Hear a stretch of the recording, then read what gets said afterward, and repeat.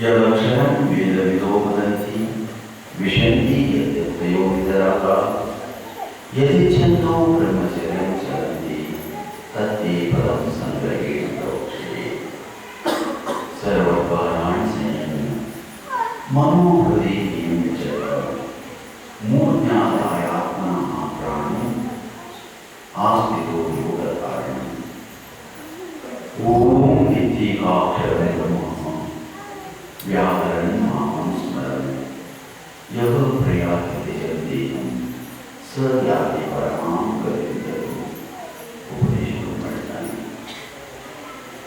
ಈಗಾಗಲೇ ಭಗವಂತನಿಂದ ಉಪದೇಶಪಟ್ಟಂತಹ ಹಲವು ಶ್ಲೋಕಗಳಿಂದ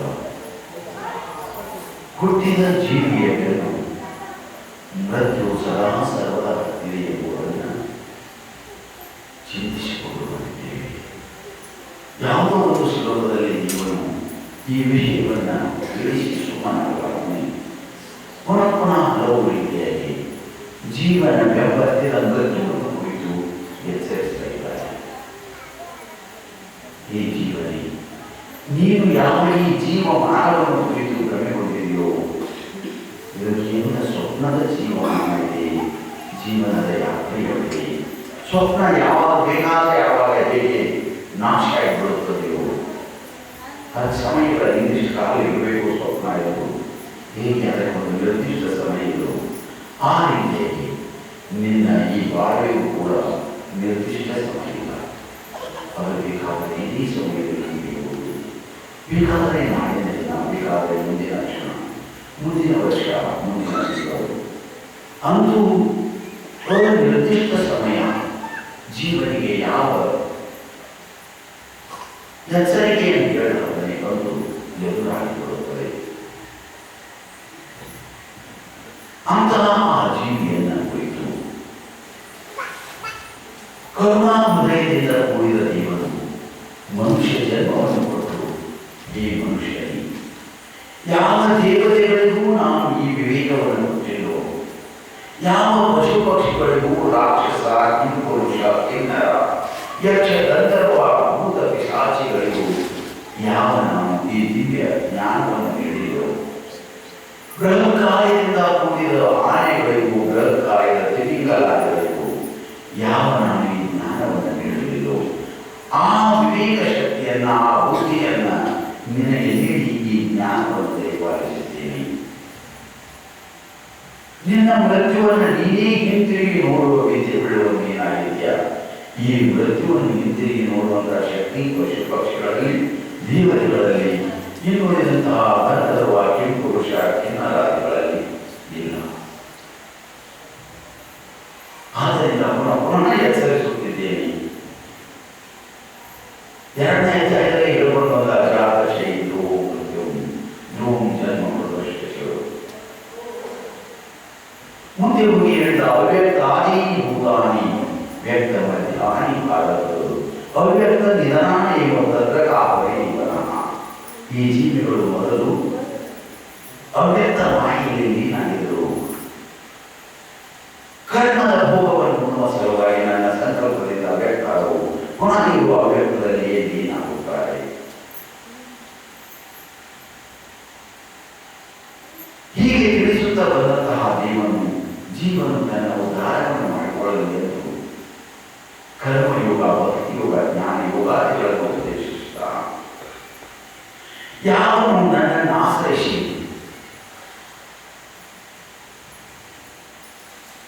ಮಯಾಸಕ್ತ ಪರಾಂ ಮನಃ ಪಾರ್ಥಯೋಗಂ ಜನ್ಮದಾಶ್ರಯ ಅಸಂಶಯಂ ಸಮಗ್ರಂ ಮಾಂ ಯದಾ ಜ್ಞಾಶಿಷಿ ತಚ್ಚರಣು ಎಂದು ನನ್ನ ಆಶ್ರಯಕ್ಕೆ ಬರುವಿಕೆ ಜೀವಾತ್ಮನು ತನ್ನ ಉದ್ಧಾರವನ್ನು ಮಾಡಿಕೊಳ್ಳುತ್ತಾನೋ, ನನ್ನ ಸಮಗ್ರ ಸ್ವರೂಪದ ಜ್ಞಾನದ ಪ್ರಾಪ್ತಿ ಮಾಡಿಕೊಳ್ಳುತ್ತಾನೋ ಅದನ್ನು ಕೇಳು ಎಂದುಕೊಳ್ಳುತ್ತಾ ಅವನ 3 ಪ್ರಕಾರದ ಯೋಗಗಳೊಂದಿಗೆ ಧ್ಯಾನ ಯೋಗವನ್ನು ಕೂಡ ಉಪದೇಶಿಸುತ್ತಾ ನಿರಾಸಕ್ತ ಮನಸ್ಕರಾಗಿ ಈ ಕರ್ಮಯೋಗ, ಭಕ್ತಿಯೋಗ, ಜ್ಞಾನ ಯೋಗಗಳ ಅಧ್ಯಯನವನ್ನು ಅಭ್ಯಾಸವನ್ನು ಮಾಡಲಿಕ್ಕೆ ತಿಳಿಸಿದ ದೇವನು ಅಂತಕಾಲೇ ಚ ಮಾಮೇವ ಸ್ಮರನ್ ಮುಖಾಹರೇವರಂ ದೇವಪ್ರಯಾತಿ ಸಮರ್ಭಾವಂ ಯಾತಿ ನಾಸ್ತ್ಯತ್ರ ಸಂಶಯ ಎಂದು ನನ್ನ ಆಶ್ರಯದಲ್ಲಿ ನನಗೆ ಶರಣಾಗತನಾಗಿ ಜೀವಮಾನದಲ್ಲೆಲ್ಲ ನನ್ನ ಪ್ರಾಪ್ತಿಯ ಅಧ್ಯಯನದಲ್ಲಿ ತೊಡಗಿದಂತಹ ಯೋಗಿಯು ಅಂತ್ಯಕಾಲದಲ್ಲಿ ನನ್ನನ್ನೇ ಸ್ಮರಿಸುತ್ತಾ ನನ್ನ ಪ್ರಾಪ್ತಿಯನ್ನು ಮಾಡಿಕೊಳ್ಳುತ್ತಾನೆ. ಉಳಿದವರು ಯಾವುದರಲ್ಲಿ ಭ್ರಮೆ ಹೊಂದಿದ್ರು ಅದೆಲ್ಲ ನಿತ್ಯ ಹತ್ತಿದ ಬಾಲಕನ ಕೈಯಿಂದ ಉಂಡಿ ಉಚ್ಚಿಗಳು ಹಾಗೆ ಮೃತ್ಯು ಸಮಯದಲ್ಲಿ ಈತನ ನಾನು ನನ್ನದು ಎಂಬ ವಿಮಾನಕವಾಗಿರುವಂತಹ ಪ್ರಪಂಚ ಕೈಯಿಂದ ಉಚ್ಚಿಕೊಳ್ಳುತ್ತದೆ. ಇವಾಗ ಈತನು ಅನಾಥನಾಗುತ್ತಾನೆ. ಆದ್ದರಿಂದ ದೇವನು ನನ್ನ ಆಶ್ರಯದಲ್ಲಿ ಯಾವನು ಈ ಯೋಗದ ಅಭ್ಯಾಸವನ್ನು ಮಾಡುತ್ತಾನೋ ಅವನು ನನ್ನ ಸಮಗ್ರ ಸ್ವರೂಪದ ಜ್ಞಾನದ ಪ್ರಾಪ್ತಿಯನ್ನು ಮಾಡಿಕೊಳ್ಳುತ್ತಾನೆ. ಆದ್ದರಿಂದ ನನ್ನ ಆಶ್ರಯದಲ್ಲಿ ಉಳಿದು ಈ ಅಧ್ಯಯನವನ್ನು ಮಾಡುವುದು ಸೂಕ್ತವಾಗಿದೆ ಎಂದು ಜೀವನು ಹೇಳಿದ. ಯಾಕಂದರೆ ಏನೇನನ್ನು ಸ್ಮರಿಸ್ತಾನೋ ಅದೇನೇ ಮುಂದಿನ ಜನ್ಮದಲ್ಲಿ ಪ್ರಾಪ್ತಿ ಮಾಡಿಕೊಳ್ಳುತ್ತಾನೆ. ಮಲಗುವ ಪೂರ್ವದಲ್ಲಿ ಯಾವ ಚಿಂತನೆಯಲ್ಲಿ ಜೀವಾತ್ಮ ತೊಡಗಿತು ಅದುವೇ ಆತನ ಸ್ವಪ್ನದಲ್ಲಿ ಸಾಕ್ಷಾತ್ಕಾರವಾದ ಹಾಗೆ ಸಾಯುವಾಗ ಏನು ಸ್ಮರಿಸ್ತಾನೋ ಜೀವಾತ್ಮ ಅದುವೇ ಆತನಿಗೆ ಮುಂದಿನ ಜನ್ಮದಲ್ಲಿ ಪ್ರಾಪ್ತಿಯಾಗುತ್ತದೆ. ಆದ್ದರಿಂದ ತಸ್ಮಾತ್ ಸರ್ವೇಷು ಕಾಲೇಷು ಮಾಂ ಅನುಸ್ಮರ್ಯತೆ ಚ ಮಯ್ಯಾರ್ಪಿತ ಮನೋಬುದ್ಧಿರ್ಮಾಂ ವಿಶೇಷ ಸಂಶಯವೆಂದು ದೇವರು ಹೇಳಿದ. ಆದ್ದರಿಂದ ಸದಾ ಸರ್ವದಾ ನನ್ನನ್ನು ಧ್ಯಾನಿಸು. ಯಾರು ಅಭ್ಯಾಸ ಯೋಗಯುಕ್ತರಾಗಿ ಬಹಿರ್ಮುಖ ಮನಸ್ಸ ಅಲ್ಲದಂತಹ ಅರ್ಥಾತ್ ಅಂತರ್ಮುಖವನ್ನು ಹೊಂದಿದವರು ನನ್ನಲ್ಲಿ ಸದಾ ಚಿಂತಿಸುತ್ತಾ ಪರಮಶ್ರೇಷ್ಠನಾಗಿರುವ ದಿವ್ಯ ಪುರುಷನಾದ ನನ್ನನ್ನು ಹೊಂದುತ್ತಾರೆ. ಕಾರಣ ಜೀವನದಲ್ಲಿ ನನ್ನನ್ನು ಸ್ಮರಿಸುವುದು ಭಗವಂತನು ಉಪದೇಶವನ್ನು ಮಾಡಿದ. ಯಾಕಂದರೆ ನಾನು ನಿನ್ನ ಮೂಲ ಇದ್ದೇನೆ, ನಾನೀ ನಿನ್ನ ಆಕಾರದಲ್ಲಿದ್ದೇನೆ. ಆದ್ದರಿಂದ ನೀನು ನನ್ನನ್ನು ಸ್ಮರಿಸು, ನನ್ನನ್ನು ಹೊತ್ತುಕೊಳ್ಳುತ್ತೀಯ. ನಾನು ಎಂಥವನಿದ್ದೇನೆ ಎಂಬುದನ್ನು ತಿಳಿಸುತ್ತಾ ಕವಿ ಪುರಾಣ ಮನುಷ್ಯಾಶಿಕಾರಂ ಅಣುವರ್ಣೀಯಾಂ ಸಂಸ್ಮರಿತ್ಯ ಸರ್ವಶ್ಯಧಾರಂ ಚಿಂತ್ಯೋಪಂ ಆದಿತ್ಯವರ್ಣಂ ತಮಸಃ ಪರಸ್ತಾರ ಎಂದು ತನ್ನ ವಿವರಣೆಯನ್ನು ಹೇಳಿದ. ಎಂಥ ಪರಮಾತ್ಮನನ್ನು ಮೂರ್ತಿ, ಆ ಪರಮಾತ್ಮನ ಎಂಥವನೆಂದರೆ ಸರ್ವಜ್ಞ, ಸನಾತನನು, ಎಲ್ಲರ ಶಾಸಕನಾಗಿದ್ದಾನೆ. ಸೂಕ್ಷ್ಮವಾಗಿರುವಂತಹ ಬಿಳಿ ಮೂಲಕ ಕೆಂಪು ಮೂಲಕಗಳಲ್ಲಿ ಕೂಡ ವಾಸ ಮಾಡಿದವನು. ಅನೇಕಾದಂತಹ ಸೂಕ್ಷ್ಮ ಪ್ರಾಣಿಗಳಲ್ಲಿ ವಾಸ ಮಾಡಿ ಅವರ ಯೋಗಕ್ಷೇಮವನ್ನು ನೋಡುವನಾಗಿ ಅತಿ ಸೂಕ್ಷ್ಮನಾಗಿದ್ದಾನೆ ಮತ್ತು ಸರ್ವರ ಪಾಲಕನಾಗಿದ್ದಾನೆ, ಅಚಿಂತ್ಯ ರೂಪನಾಗಿದ್ದಾನೆ. ಅವನು ಪರಮ ಪ್ರಕಾಶನಾಗಿದ್ದಾನೆ. ಸರ್ವವನ್ನು ಕಳೆಯುವಂತಹ ದೀಪದೇವನಾಗಿದ್ದಾನೆ.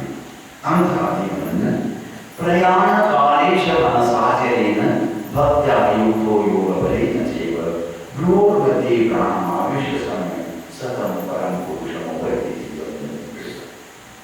ದೇಹವನ್ನು ತಿಳಿಸುವಾಗ ಅಚರ ಮನಸ್ಸಿನಿಂದ ಕೂಡಿ ಭಕ್ತನು ಯೋಗ ಬಲದಿಂದ, ಯೋಗ ಸಾಮರ್ಥ್ಯಗಳವನಾಗಿ ಆ ಯೋಗ ಬಲದಿಂದ ತನ್ನ ಪ್ರಾಣವನ್ನು ಗುರುಮಟ್ಟದಲ್ಲಿ ಇರಿಸಿ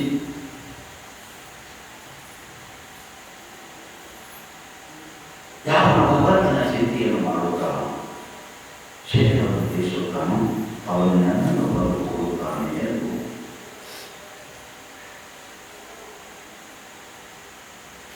ಆರು ಶ್ಲೋಕಗಳಿಂದ ಮನುಷ್ಯನು ಹೇಗೆ ಈ ಜೀವನ ಯಾತ್ರೆಯನ್ನು ಮುಗಿಸಬೇಕು, ಕೊನೆಗೆ ನೀವು ಮುಗಿಸಲಾಗಿರ್ಬೋದು, ಅದು ಮುಗಿದೇ ಇದೆ, ಆದರೆ ನೀವು ಸರಿಯಾಗಿ ಆ ಯಾತ್ರೆಯನ್ನು ಮುಗಿಸಿದೆ ಎಂದು ದೇವರ ಉದ್ದೇಶ ಮಾಡಿದ್ದಾನೆ. ಈಗ ಪುನಃ 3 ಶ್ಲೋಕಗಳ ಮೂಲಕವಾಗಿ ಈ ವಿಷಯದಲ್ಲಿ ವಿಸ್ತರಿಸ್ತಾ ಇದ್ದಾನೆ.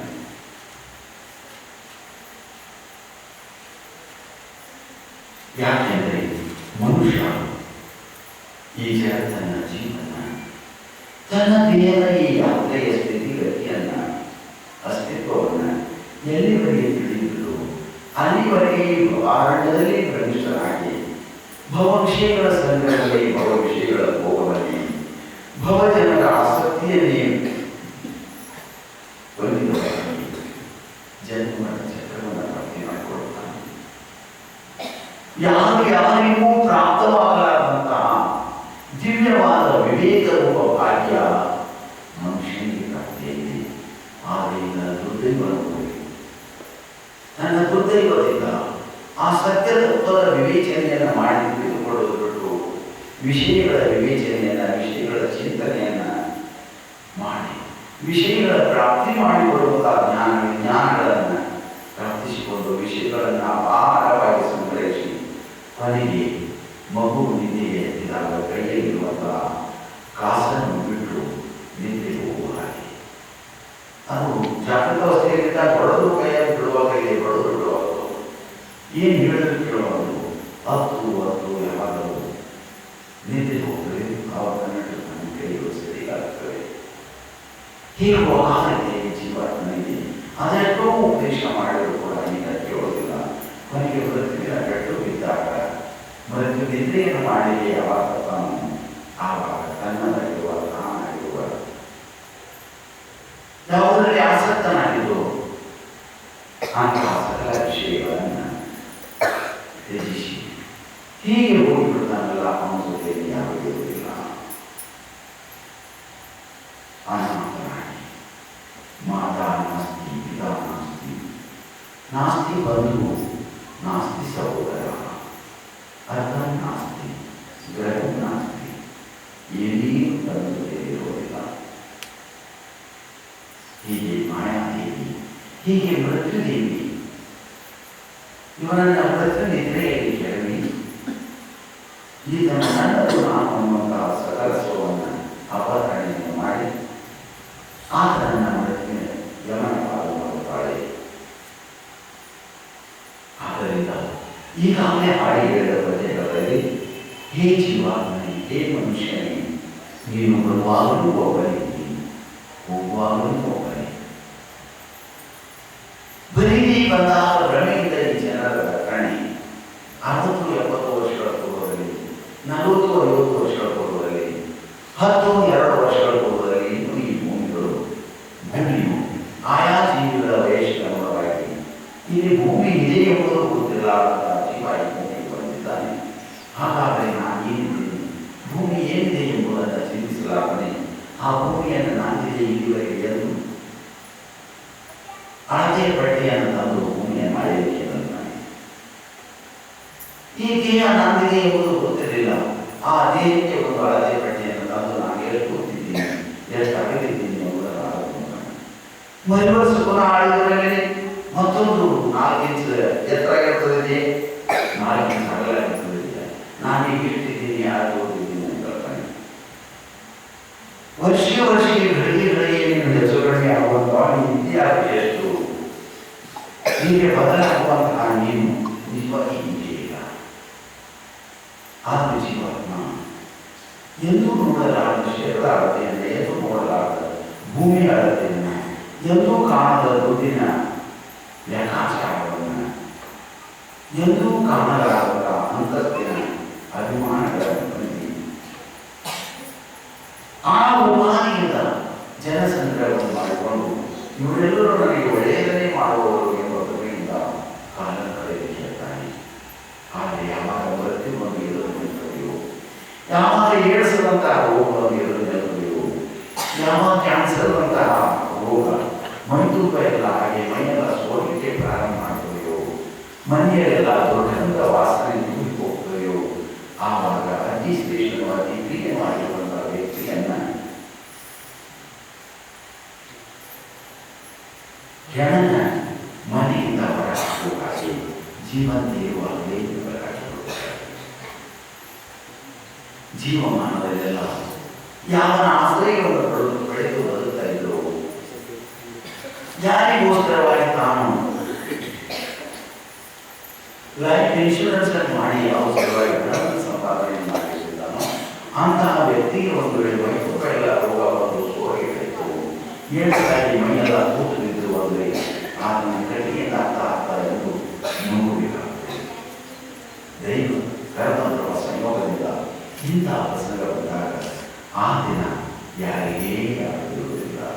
ಅನಾಥ ಜೀವ ಬರುವಾಗ ಒಬ್ಬನೇ, ಹೋಗುವಾಗ ಒಬ್ಬನೇ. ಇನ್ನು ಯಾವುದೋ ಪುಣ್ಯ ಮಾಡಿತು, ಅವ್ರ ಜೀವನದಲ್ಲಿ ಯಾವುದೂ ದುಃಖದ ಮಾನವರು ಬರಲಿಲ್ಲ, ಎಲ್ಲರೂ ಪ್ರೀತಿಯಿಂದಲೇ ನೋಡ್ತಾ ಇದ್ರು ಕೂಡ ಯಾವತ್ತವನು ನಿಮಸತಿ ದೀಗೆ ಯಾವತ್ತರ ಜೊತೆ ಗತವತಿ ವಾಯು ದೇಹ ಬಾಯಿ ಭಾರ್ಯ ಎಲ್ಲಿವರೆಗೆ ಶರೀರದಲ್ಲಿ ಪ್ರಾಣ ಇರುವ ಅಲ್ಲಿವರೆಗೆ ನಿಮ್ಮನ್ನ ಪ್ರೀತಿಯಿಂದ ನಿನ್ನ ಸ್ತ್ರೀ ಪುತ್ರರು, ಪತಿ ಪುತ್ರರು, ಬಂಧು ಬಾಂಧವರು ನೋಡಿಕೊಳ್ಳುತ್ತಾರೆ. ಯಾವಾಗ ಪ್ರಾಣಗಳ ಹೋಗ್ತದೆಯೋ ಆವಾಗ ನಿರ್ಮಾಯವಾಗಿ ನೀರಿನಲ್ಲಿ ಕೊಂಡು ಹೋಗಿ ಲೋಕದಲ್ಲಿ ಅತಿ ಬೇಕಾಗಿರುವಂತಹ ವ್ಯಕ್ತಿ ಇದ್ದ. ಅಂದರೂ ಕೂಡ ಅಂಥವನನ್ನು ಮನೆಯಲ್ಲಿ ಯಾರು ಇಟ್ಟುಕೊಳ್ಳೋದಿಲ್ಲ. ಈ ಜನದಟ್ಟಣೆ ಕೇವಲ ಕರ್ಮದ ಫಲವಾಗಿ ಸ್ವಪ್ನದಲ್ಲಿಯ ಜನದಟ್ಟಣೆ ಹಾಗೆ ಈ ದಟ್ಟಣೆ ಕಾಣಿಸ್ತದೆ. ಸ್ವಪ್ನವು ಹೇಗೆ ಅನಿರೀಕ್ಷಿತವಾಗಿ ವಿನಾಶವಾಗುತ್ತದೆಯೋ ಅದೇ ರೀತಿ ಇದು ಅನಿರೀಕ್ಷಿತವೆಂಬಂತೆ ವಿನಾಶವಾಗುತ್ತದೆ. ಆದ್ದರಿಂದ ಬರುವಾಗಲೂ ನೀನು ಒಬ್ಬನೇ ಬಂದಿ, ಹೋಗುವಾಗಲೂ ಒಬ್ಬನೇ ಬರಬೇಕು. ಬರುವಾಗ ಅನಾಥನಿದ್ದೆ, ನಿನ್ನ ಜೊತೆಗೆ ಯಾರು ಇರಲಿಲ್ಲ, ಹೋಗುವಾಗ ಕೂಡ ಅನಾಥನಾಗಿ ಹೋಗ್ತೀನಿ, ಯಾರು ನಿನ್ನ ಜೊತೆಗೆ ಇರೋದಿಲ್ಲ. ನಾನಿದ್ದೀನಿ ಅಂತ ನೋಡ್ಕೊಳ್ತೀನಿ ಅಂತವರು ಎಂದು ಹೋಗಿಲ್ಲ. ಆದ್ದರಿಂದ ಬರೀತಿ ಬಂದಾಗ ಈ ಮಿಥ್ಯಾಸ್ನಾನತ್ವ, ನಾನು ಅವರಿದ್ದಾರೆ ಇವರಿದ್ದಾರೆ ಅವರಿದೆ ಇವರಿದೆ ಇದೆಲ್ಲ ಮಿಥ್ಯಾವಾಗಿದೆ. ಪ್ರಸಂಗ ಬಂದಾಗ ಅವರೇ ಒಂದು ದಿನ ತನ್ನ ವಿರೋಧವನ್ನು ಮಾಡಲಿಕ್ಕೆ ಇದ್ದಾಗ ಇಂತಹ ವ್ಯವಹಾರಗಳಿದ್ದಾರೆ, ದೇವರನ್ನು ದೇಶಿದ್ದಾರೆ, ಯಾರೊಂದಿಗೆ ಆಗಿದ್ದಾರೆ. ಬರುವಾಗ ಬರೆದು ಕೈ ಹೋಗುವಾಗ ಬರೆದು ಕೈ, ಬರುವಾಗ ಖಾಲಿ ಕೈ ನಿಂತಂತೆ, ಹೋಗುವಾಗ ಕೂಡ ಅಷ್ಟೇ. ದೊಡ್ಡ ರಾಜ ಮಹಾರಾಜ ಇದ್ದಾನೆ ಅಂದರೂ ಕೂಡ ಆತನು ಯಾವ ಕಾನೂನಿನಿಂದಲೂ, ಯಾವ ಅಧಿಕಾರದಿಂದಲೂ, ಯಾವ ಸಿರಿಯನ್ನು ತನ್ನ ಜೊತೆ ತೆಗೆದುಕೊಂಡು ಹೋಗಲಿಕ್ಕೆ ಸಮರ್ಥ ಆಗುವುದಿಲ್ಲ. ಮುಂದೆ ಈಗ ನಾಶ ಆಗುವವನಿದ್ದಾನೆ ಭೂಮಿ ಮೇಲೆ ಎಲ್ಲರೂ ಕೂಡ ಬರುವಾಗ ಯಾವುದನ್ನು ಕೈಯಲ್ಲಿ ತೆಗೆದುಕೊಂಡು ಬರಲಿಲ್ಲ, ಹೋಗುವಾಗ ಕೂಡ ತೆಗೆದುಕೊಂಡು ಹೋಗಲಿಲ್ಲ. ಇಲ್ಲೆಲ್ಲ ಮಧ್ಯದಲ್ಲಿ ಸುಮ್ಮನೆ ಈ ದೃಶ್ಯ ಕಂಡು ಸುಮ್ಮನೆ ನಾಶ ಆಗಿ ಹೋಗುತ್ತದೆ. ಬರುವಾಗ ನನ್ನ ಸಂಸಾರ ಇಂತಹತ್ತಿದೆ, ನನ್ನ ಸ್ತ್ರೀ ಪುತ್ರರು ಇಂಥವರಿದ್ದಾರೆ, ಇಂಥವರ ಅಪ್ಪುವರಿದ್ದಾರೆ ಎಂಬುದು ಗೊತ್ತಿಲ್ಲ. ಮತ್ತೆ ಹೋದಾಗೂ ಕೂಡ ಇಲ್ಲಿ ನನ್ನ ಸ್ತ್ರೀ ಪುತ್ರರು ಇದ್ದಾರೆ ಎಂಬುದು ಗೊತ್ತಿರುವುದಿಲ್ಲ. ನಿದ್ದೆ ಹೆಚ್ಚಿದ ಮನುಷ್ಯನಿಗೆ ನನ್ನ ಸ್ತ್ರೀ ಪುತ್ರರಿಗೆ ಮಲ್ಕೊಂಡಿದ್ದಾರೆ ಎಂಬುದು ಹೇಗೆ ಜ್ಞಾಪಕ ಇಲ್ಲೋ, ಅಥವಾ ಸ್ವಪ್ನದಲ್ಲಿ ಪ್ರವೇಶ ಆಗಿರುವಂತಹ ವ್ಯಕ್ತಿಗೆ ನಾನು ಈ ಸ್ವಪ್ನ ಲೋಕದಲ್ಲಿದ್ದೀನಿ, ನನ್ನ ಹೆಂಡರು ಮಕ್ಕಳು ನನ್ನ ತಾಯಿ ತಂದೆಗಳು ಅವರು ಜಾಗೃತ ಅವಸ್ಥೆಯಲ್ಲಿ ವ್ಯವಹಾರಪರರಾಗಿದ್ದಾರೆ ಎಂದು ಅರಿಯುವುದಿಲ್ಲ. ಅರ್ಥ ಈ ಸ್ವಪ್ನ ಮತ್ತು ನಿದ್ರಾ ಅವಸ್ಥೆಯಲ್ಲಿ ಅರಿಯಲಾಗುವಂಥ ವ್ಯಕ್ತಿ ಮೃತ್ಯುಕಾಲದಲ್ಲಿ ಹೇಗೆ ಅರಿಯಲಿಕ್ಕೆ ಸಾಧ್ಯ? ಹೀಗೆ ಬರುವಾಗ ಹೋಗುವಾಗ ಗೊತ್ತಿಲ್ಲ. ಬರುವ ಬಂದಾಗ ಮಾತ್ರ ಬರೆದಿದೆ ಈ ಮಧ್ಯದ ಸಂಸಾರ ಶಾಸ್ತ್ರ. ಇದು ಕೇವಲ ಸಕ್ಕರೆಯಲ್ಲಿ ದೃಶ್ಯ, ಅಜ್ಞಾನದ ದೃಶ್ಯ. ಬರುವಾಗ ಇವನು ಅರಿಯಿಂದನು, ಹೋಗುವಾಗಲೂ ಅರಿಯಿಂದನು. ಬರುವಾಗ ಸ್ತ್ರೀ ಇಲ್ಲ, ಇಲ್ಲ ಪುರುಷ ಇಲ್ಲ. ಬೀಜದಲ್ಲಿ ಪ್ರವೇಶ ಆಗುವುದರಲ್ಲಿ ತಾಯಿಗಳಲ್ಲಿ ಪ್ರವೇಶ ಆಗುವುದರಲ್ಲಿ ಇವನು ಸ್ತ್ರೀಲಿಂದನಲ್ಲ ಪುಲ್ಲಿಂದನಲ್ಲ, ಮತ್ತು ಹೊರಟು ಹೋದಾಗ ಕೂಡ ಸ್ತ್ರೀಲಿಂದನಲ್ಲ ಪುಲ್ಲಿಂದನಲ್ಲ. ಮಧ್ಯದಲ್ಲಿ ಮಾತ್ರ ನಾವು ಪುರುಷ ಸ್ತ್ರೀ ಅದನ್ನು ನಂಬಿ ನಡೆದುಕೊಳ್ಳುತ್ತಾನೆ. ಬರುವಾಗ ಯಾವ ಜಾತಿಯವನಲ್ಲ, ಹೋಗುವವನು ಯಾವ ಜಾತಿಯವನಲ್ಲ. ಬರುವಾಗ ಈತನಿಗೆ ಹೆಸರಿಲ್ಲ, ಹೋದಾಗ ಈತನಿಗೆ ಹೆಸರಿಲ್ಲ. ಬರುವಾಗ ಈತನಿಗೆ ಯಾವ ಉಪಾಧಿಗಳು ಇಲ್ಲ, ಹೋಗುವಾಗ ಈತನಿಗೆ ಯಾವ ಉಪಾಧಿಗಳು ಇಲ್ಲ. ಅಜ್ಞಾನ ಕರ್ಮಾದಿಗಳನ್ನು ಈತನ ತೆಗೆದುಕೊಂಡು ಬರ್ತಾನೆ, ಅವುಗಳನ್ನು ತೆಗೆದುಕೊಳ್ಳುತ್ತಾನೆ. ಆದರೆ ಬಾಕಿಯ ಉಪಾಧಿಗಳು ಏನುಂಟು ಇವುಗಳನ್ನು ಈಗ ತರುವುದಿಲ್ಲ, ತರುವುದಿದೆ. ಮೊದಲು ವ್ಯಕ್ತ ಕಾಣಿಸಲಾರದ ಉಪಾಯಗಳು ಮೊದಲು ದೇಹ ಬಿಟ್ಟು ಬಳಿಗೂ ಕಾಣುವುದಿಲ್ಲ. ಯಾವ ಉಪಕರಣಗಳನ್ನು ಉಪಯೋಗ ಮಾಡ್ತೀವಿ ವೈಜ್ಞಾನಿಕವಾಗಿ ಆಗ ಕಾಣುವುದೇ ಇಲ್ಲ. ಮತ್ತೆ ಸುಮ್ಮನೆಯಾಗಿ ಸತ್ಯವನ್ನು ಅರಿತು ಜೀವನದ ಸಾರ್ಥಕತೆಯನ್ನು ಮಾಡಿಕೊಳ್ಳಲು ಬಿಟ್ಟು ಈ ಭವಾರಣದಲ್ಲಿ ಭವಿಸಬೇಕು ಎಂದು ಈ ಬಗ್ಗೆ ಹೇಳುತ್ತದೆ. ಏನೇನು ಕಾಣಿಸ್ಲಿಕ್ಕೆ ಇದೆಲ್ಲ ಕಾಣಿಸ್ತಾ ಇದೆ, ಏನೇನು ಅಗತ್ಯ ಇದೆಯೋ ಇದು ಕೂಡ ಕನಸಿನ ದೃಶ್ಯ ಇದೆ. ಮೃಗಜಲವು ಕಣ್ಣಿಗೆ ಕಾಣಿಸ್ತದೆ, ಮೃಗಜಲವು ಕಣ್ಣಿನ ಎದುರಿನಿಂದ ಪುನಃ ನಾಶವಾಗುತ್ತದೆ. ಅರ್ಥಾತ್ ಕಾಣಿಸ್ತಾ ಇದ್ದರೂ ಕೂಡ ವಿವೇಕದ ದೃಷ್ಟಿಯಿಂದ ಅದು ನಾಶವನ್ನು ಕೊಡುತ್ತದೆ. ಹೇಗೂ ಹಾಗೆ ಪ್ರಪಂಚ ಕಣ್ಣಿಗೆ ಕಾಣಿಸ್ತಾ ಇದ್ದರೂ ನಾಶವನ್ನು ಕೊಡುವುದಾಗಿದೆ. ಆ ಪ್ರಪಂಚದ ಸಂಸಾರದ ಒಂದು ಘಟಕ ನಿನ್ನ ಕ್ಷೇತ್ರವಾಗಿದೆ, ಒಂದು ಅಂಶ. ಪ್ರಪಂಚದ ಒಂದು ಅಂಶವೇ ನಿನ್ನ ಕ್ಷೇತ್ರ ಇದೆ, ನಿನ್ನ ಮನಸ್ಸ ಇದೆ, ನಿನ್ನ ಬುದ್ಧಿ ಇದೆ. ಅದು ಕೂಡ ಬದುಕಿನ ಯಾತ್ರೆಯನ್ನೇ ಮಾಡ್ತಾ ಇದೆ. ಹೇಗೆ ನೀನು ಸುಮ್ಮನೆ ಕೊಡ್ತೀಯ, ಏನು ಮಾಡ್ತಾ ಇಲ್ಲ ಅನಿಸ್ತದೆ, ಆದರೂ ಕೂಡ ಯಾತ್ರೆ ಮುಂದುವರಿಯುವುದೇ ಇದೆ. ಬಸ್ಸಿನಲ್ಲಿ ನೀವು ಸುಮ್ಮನೆ ಕೊಡ್ತೀರಿ, ಏನೂ ಮಾಡ್ತಾ ಇಲ್ಲ ಅನಿಸ್ತದೆ, ಆದರೆ ನಿಮ್ಮ ಯಾತ್ರೆ ನಿಮ್ಮ ಗಂತವ್ಯದತ್ತ ನಿಮ್ಮ ಬಸ್ ಹೇಗೆ ಮುಂದುವರಿತಾ ಇದೆಯೋ, ಟ್ರೈನ್ ಹೇಗೆ ಮುಂದುವರಿತಾ ಇದೆಯೋ ಹಾಗೆ ನಾವು ಏನು ಮಾಡ್ತಾ ಇಲ್ಲ ಅನಿಸಿದ್ರು ಕೂಡ ಮೃತ್ಯು ಯಾತ್ರೆ ಮುಂದುವರೆದೇ ಬರಲಿದೆ.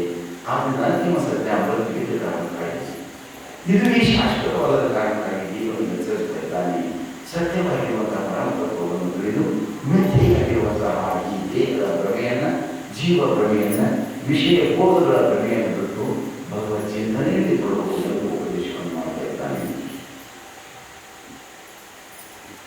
ಯದಕ್ಷರಂ ವೇದವಿದೋ ವದಂತಿ ವಿಶಂತಿ ಯದ್ಯರ್ಥಯೋ ವಿತರಾಗ ಯದಿಚ್ಛಂತೋ ಬ್ರಹ್ಮಚರ್ಯಂ ಚರಂತಿ ತತ್ತೇ ಫಲಂ ಸಂಗ್ರಹೇಣ ಪ್ರವಕ್ಷೆ. ಯಾವನನ್ನು ಕುರಿತು, ಯಾವ ಅಕ್ಷರ ಪರಮಾತ್ಮನನ್ನು ಕುರಿತು ವೇದವಿದೋ, ವೇದವನ್ನು ಬಲ್ಲಂತಹ ವಿಜ್ಞಾನಿಗಳು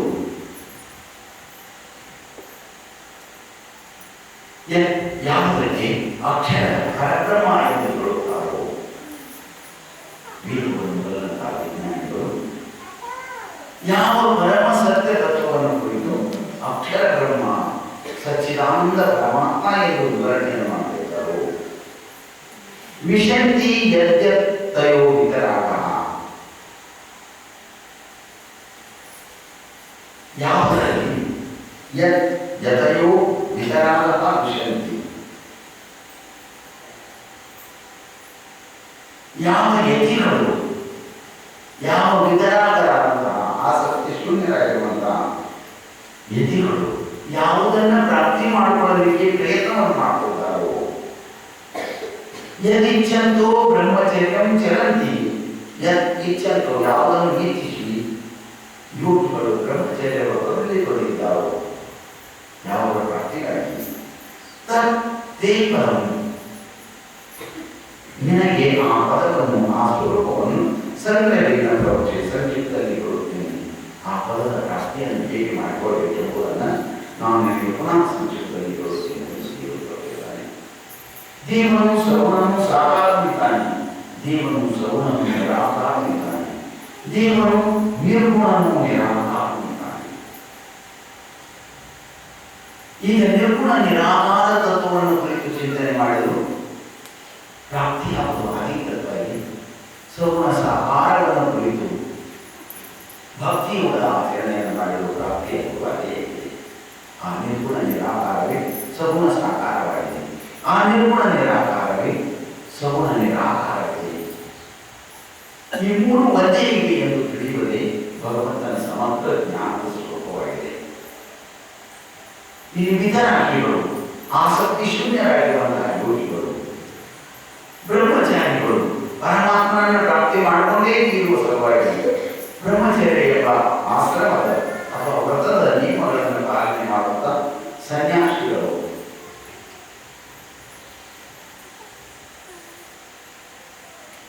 ಯಾವುದನ್ನ ಅಕ್ಷರ ಪರಮಾತ್ಮ ಎಂದು ಹೇಳುತ್ತಾರೋ ಆ ಅಕ್ಷರ ಪರಮಾತ್ಮ ಯಾವಾಗಿದ್ದಾನೆ, ಅಕ್ಷರ ಪರಮಾತ್ಮನ ಪ್ರಾಪ್ತಿ ಹೇಗಾಗುತ್ತದೆ ಎಂಬುದನ್ನು ನಾವು ನಿಮಗೆ ತಿಳಿಸುತ್ತೇನೆ. ಆ ಅಕ್ಷರ ಪರಮಾತ್ಮನ ಸ್ವರೂಪ ಎಂಥದ್ದಿದೆ?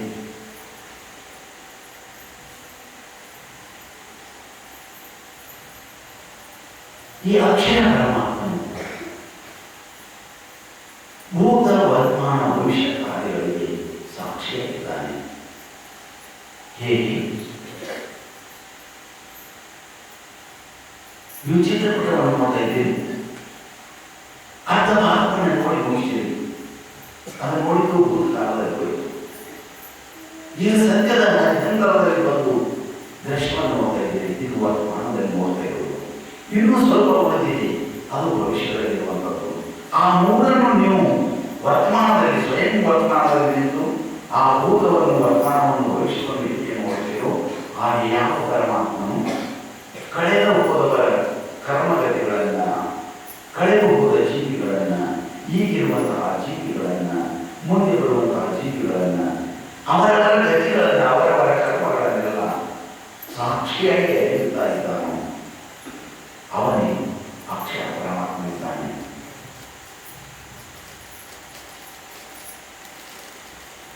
ಅವನೇ ಮಾನವಕಾರಿಯಿಂದ ಆತನ ಮೂಲದ ಸ್ವಯಂ ಲೀಲೆಯಲ್ಲಿ ಸಹಜವಾಗಿದ್ದರೂ ಕೂಡ ಮಾಯಾ ಮೂಲಕವಾಗಿ ಇದೆ.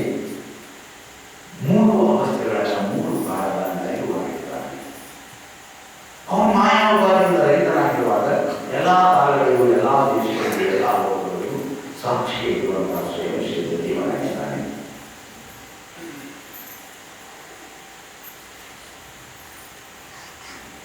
ಈ ವಿಷಯವನ್ನು ದೇವದೇವನು ತನ್ನ ಶಿಷ್ಯರಿಗೆ ಅನೇಕ ಸಾರಿ ಹೇಳುವುದರಿಂದ 10ನೇ ಅಧ್ಯಾಯದ 12-13ನೇ ಶ್ಲೋಕದಲ್ಲಿ ಹೀಗೆ ಪಾಠ ಹೇಳ್ತಿದ್ದಾನೆ.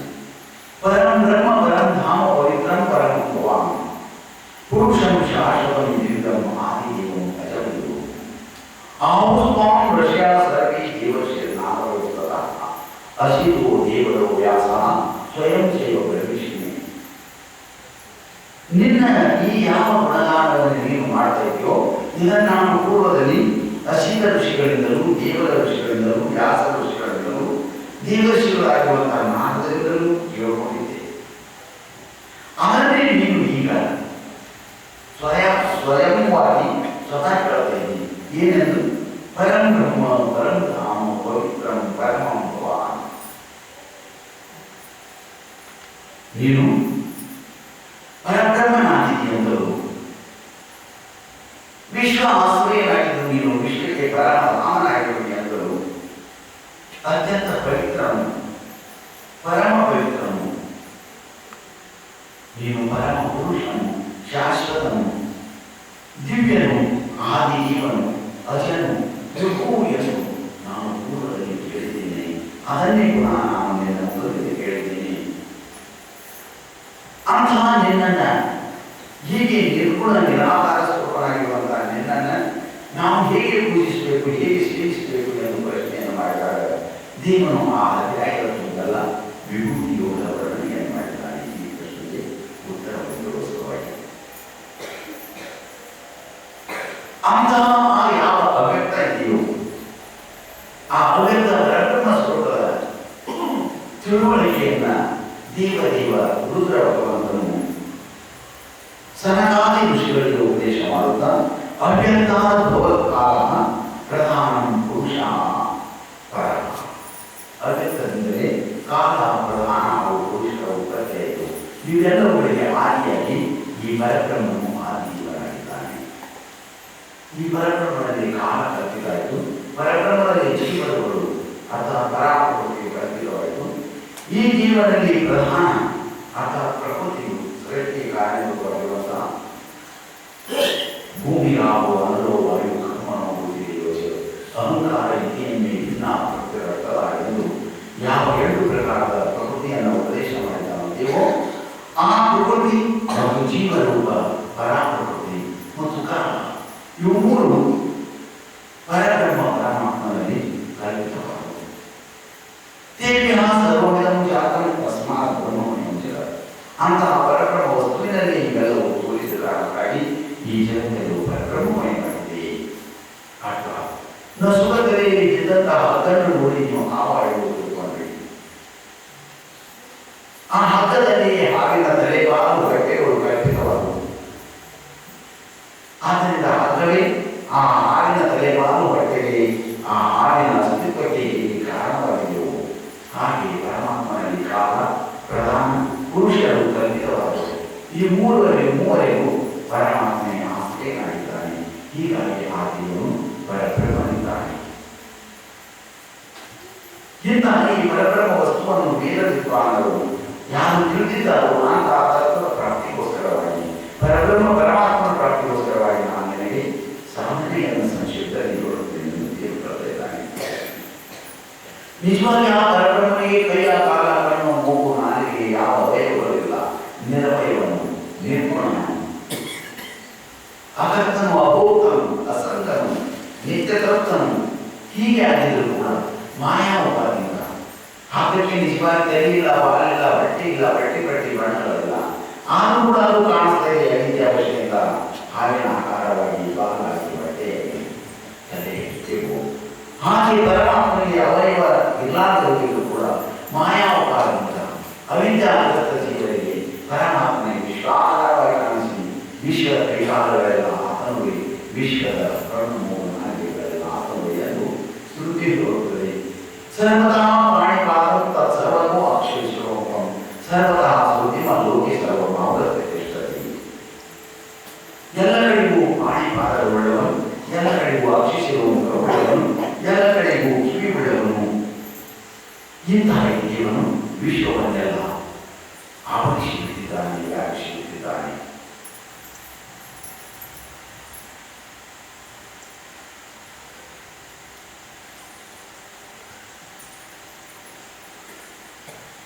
ಹಾಗಾದರೆ ಹಾವಿನ ತುಂಬೆಲ್ಲ ವ್ಯಾಪಿಸಿದೆ ಎಂದು ಹೇಳಿದ ಹಾಗೆ ಪರಮಾತ್ಮನ ವಿಷಯವನ್ನು ವ್ಯಾಪಿಸಿದ್ದಾನೆ. ಅರ್ಥ ಪರಮಾತ್ಮನಲ್ಲಿ ವಿಶ್ವೋಪಯುಕ್ತವಾಗಿದೆ, ಪರಮಾತ್ಮನ ಶರೀರದಲ್ಲಿ ಮಾಡಿದೆ. ಆದ್ದರಿಂದ ಹಾವಿನ ಸಕಲ ಅವಯವಗಳೆಲ್ಲ ಹಾಗೇ ಇವು. ಹಾಗೆ ಈ ಸೃಷ್ಟಿಯ ಸಂಪೂರ್ಣ ನಾಮರೂಪಗಳೆಲ್ಲ ಪರಮಾತ್ಮನೇ ಆಗಿದೆ. ಸರ್ವೇಂದ್ರಿಯ ಗುಣಾವಾಸಂ ಸರ್ವೇಂದ್ರಿಯ ವಿವರ್ಜಿತಂ ಸರ್ವಾಧಾರಂ ಸದಾನಂದಂ ಅವ್ಯಕ್ತಂ ದ್ವೈತವರ್ಜಿತಂ. ಆ ಪರಬ್ರಹ್ಮ ವಸ್ತು ಇಂದ್ರಿಯಗಳ ವಿಷಯಗಳನ್ನು ಪ್ರಕಾಶ ಮಾಡುವುದಾಗಿದೆ. ಆ ಪರಬ್ರಹ್ಮ ವಸ್ತುವೇ ಜ್ಯೋತಿಷಾಮಿತ ಜ್ಯೋತಿ ಸಮಸ್ತ ಪರಮುಚ್ಯತೆ ಜ್ಞಾನಂ ಜ್ಞೇಯಂ ಜ್ಞಾನಗಮ್ಯಂ ಜ್ಯೋತಿ ಸರ್ವಶ್ರೇಷ್ಠಂ. ಸೂರ್ಯ ಚಂದ್ರಾದಿಗಳನ್ನು ಪ್ರಕಾಶಗೊಳಿಸುವಂತಹ ಪ್ರಕಾಶವಾಗಿದೆ. ಅದು ಜ್ಞಾನವಾಗಿದೆ, ಜ್ಞಾನಗಮ್ಯವಾಗಿದೆ, ಜ್ಞಾನದಿಂದ ತಿಳಿದುಕೊಳ್ಳಲಿಕ್ಕೆ ಯೋಗ್ಯವಾಗಿದೆ. ಯಥಾಚಿತೆ ಕಥಂ ತೇಜೋ ಜಗದ್ವಾಸ್ಯತೆ ಜಲಂ ಯಚ್ಚಂದ್ರಮಶಿ ಚಾತ್ಮೋಪ ತೇಜೋ ಇತಿ ಮಾಮಕಂ.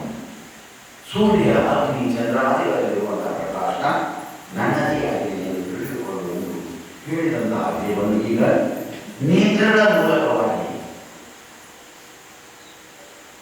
ಕಿವಿಗಳ ಮೂಲಕವಾಗಿ, ತ್ವಚೆಯ ಮೂಲಕವಾಗಿ, ರಸನೇಂದ್ರಿಯ ಮೂಲಕವಾಗಿ, ಜ್ಞಾನೇಂದ್ರಿಯ ಮೂಲಕವಾಗಿ ಯಾವ ಯಾವ ವಿಷಯಗಳ ಜ್ಞಾನ ಆಗುತ್ತದೆಯೋ ಆ ಜ್ಞಾನವು ನನ್ನಿಂದಲೇ ಪ್ರಕಾಶಿತವಾಗುತ್ತದೆ.